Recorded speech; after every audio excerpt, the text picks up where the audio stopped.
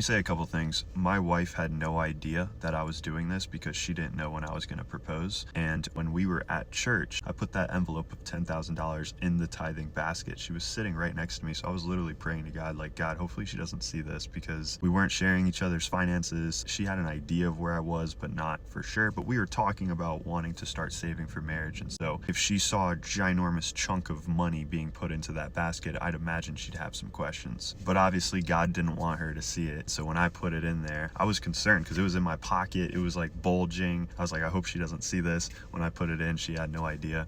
And I told her about this testimony after I proposed, months later, maybe even a couple months before we got married.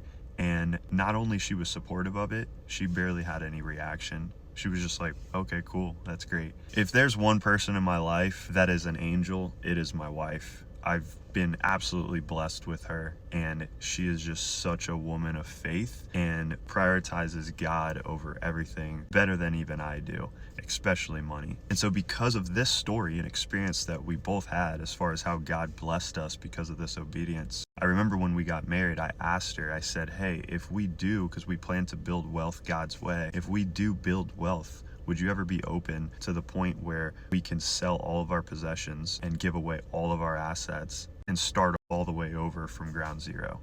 And immediately, without hesitation, she was like, absolutely, let's do it. So I wouldn't say that we are spiritually mature enough to be at that point to be able to do that, but I do pray and hope and dream that we can build the faith to one day do that. And I'm really blessed to know that she's right there on my side, willing to have that much radical obedience with me.